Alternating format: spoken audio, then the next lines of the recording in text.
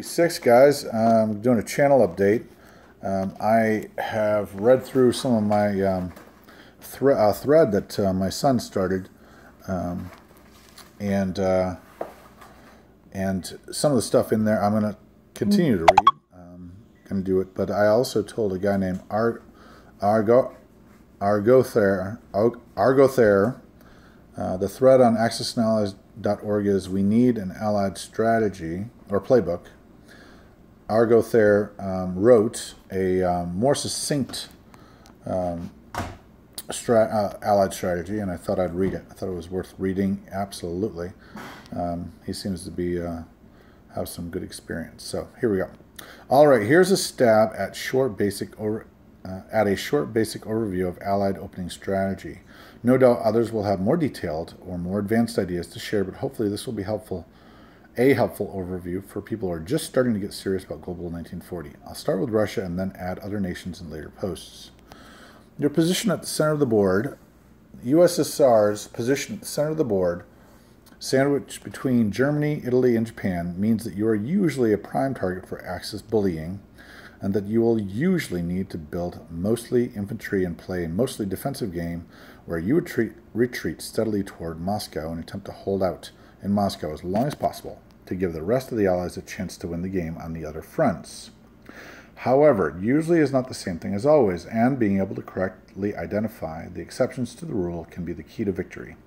If Germany builds more than 4 transports or otherwise telegraphs its intentions to launch a serious amphibious assault on London, Russia will need to rapidly go on the offense, building tanks in Leningrad and Kiev so as to seize as much German territory as possible, as quickly as possible, while Germany is busy with the British.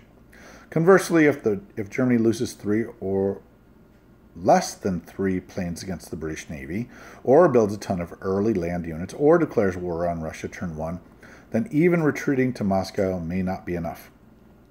Russia may be forced to retreat even further to the Caucasus or Persia so that German tanks can't punch through Russia's southern flank to Egypt or India. Although losing Moscow is very serious, it's not the end of the game for the Allies.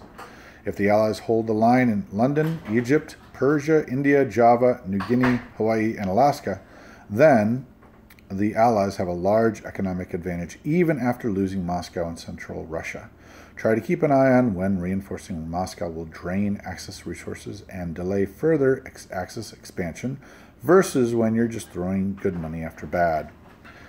A key consideration in defending Moscow is whether you will be able to get your armies home in time. Try to anticipate what turn Germany will attack Moscow based on what Germany is building. If Germany is building 10 infantry in Berlin, then the attack is probably still 5 turns away, because the infantry take a long time to march across Eastern Europe. If Germany is building 4 strategic bombers in Berlin, then the attack is probably happening next turn. If you have a stack of, e.g., 10 infantry and 4 artillery in Belarus, and you see that you're able to use it to kill a stack of 4 German tanks in eastern Poland, that's fine, but only if you can make it back to Moscow from eastern Poland before Moscow gets attacked. Otherwise, you're throwing away 14 Russian defenders to take out 4 German attackers, which is a terrible trade. When you calculate what can make it back to Moscow in time, keep an eye on Germany's mobile forces and on Italy's can openers. A medium-sized Russian army that has enough turns to march back to Moscow still may not arrive safely in Moscow if it can be creamed by 20 German mechs and 10 German tanks and 10 planes without throwing those forces seriously out of position. It is easy to get trapped. Along similar lines, if the Italians have more than 2 or 3 units in Eastern Europe, you need to arrive in Moscow in time to guard it against Germany's fast-moving tanks and mechs, because Germany might be able to capture Moscow even without its slower infantry. And when the Italians are present with a significant force, it can turn out to be so expensive to stop Italian can openers that you don't actually gain any ground. To reliably stop a force of, e.g., 2 Italian mechs and 2 Italian tanks and 1 Italian bomber, you probably need 7 Russian infantry. But if you put 7 infantry on each of the 3 territories in the range of the Italians, now you've pulled out 21 infantry out of your main army, and you can be defeated in detail with unacceptable losses. One positive opportunity to stay alert for is the chance to permanently take and hold Scandinavia with a medium-sized force. Anything you send into Scandinavia is very unlikely to make it back to Moscow in time for the big battle. But if you take Norway and Finland, that's a 21 IPC swing each turn. 5 IPCs, territory denied to Germany, 5 IPCs of territory in your pocket, 6 IPCs for the spread of communism, and 5 IPCs for Germany's iron ore shortage. It also means that whatever German units you kill in Finland won't be able to join the attack on Moscow, and it provides a critical landing area for Allied planes that can help first sink the Baltic German fleet, reducing the number of land units that can arrive in Leningrad to march to Moscow, and then take Denmark to threaten Berlin. The overall effect on German offensive chances can be devastating. You cannot afford to spend the entire Russian army and air force just on taking this one region, but if you can take it on the cheap, 18 units or so, then it's probably worthwhile. Another favorite trick is to send one Russian mech south to pick up some combination of Tobruk, Libya, Iraq, Italian Somaliland, and Ethiopia. The British wound up doing the heavy lifting to roll back the Italian armies, and then the lone Russian mech scoops up the rewards, getting that sweet 3 IPC spread of communism objective for each territory you take each turn until Moscow falls. If the game goes long, picking up any 2 of these territories can be a tiebreaker in your favor. Finally, you've got your Siberian armies with 18 infantry and 3 AA guns. If you stack them all on the border with Japan, they can be wiped out, and then you will lose Siberia pretty rapidly. But this does force Japan to spend a significant amount of resources going north, which is not especially lucrative for Japan. So it's one way to slow down Japan if you like. This fits well with the aggressive kill Japan first openings, where most of your resources are going into the Pacific. Early on, I usually prefer to wait until turn 2 to stack the Russian armies on the Japanese border, because until turn 2, I don't really know what Japan is planning. A huge Russian army on Japan's doorstep is a great response to a turn 1 Japanese declaration of war. But if you open with that move, it is easy enough for Japan to just keep the peace and expand into China and Siberia for a couple of turns. The only time I would bother with a turn 1 deployment to Amur is if Germany totally broadcasts its intentions to go for a sea lion, e.g. build 2+ transports on turn 1. Normally I prefer to retreat the westmost Russian stack toward the west on turn 1. If Germany goes for an aggressive early attack on Moscow, that way at least one stack can usually still make it to the capital.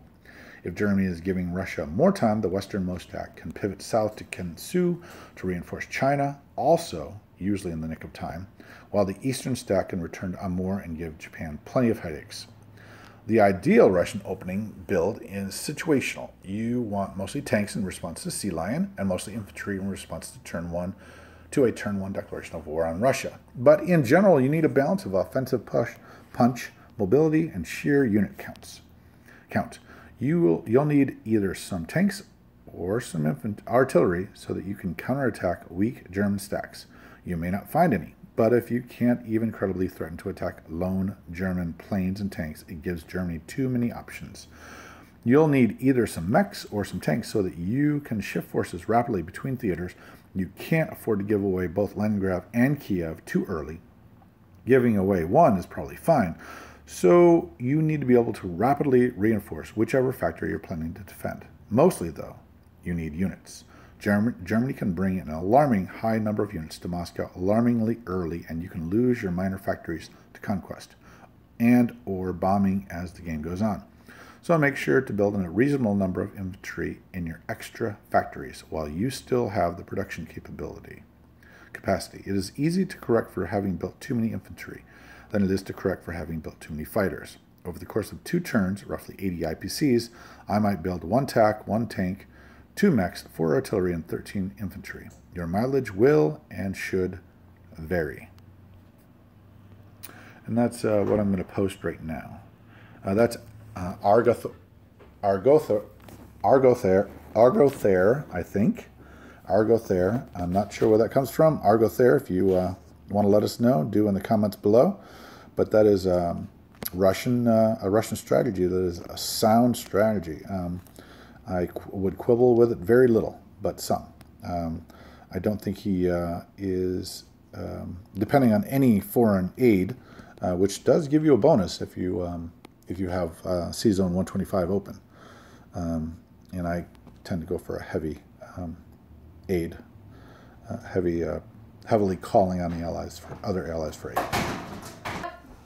Good. Sherry's pizza? I think it's in the oven now. Nope, it's on the countertop. So there's rice right there, and the pizza is ready to go into the oven.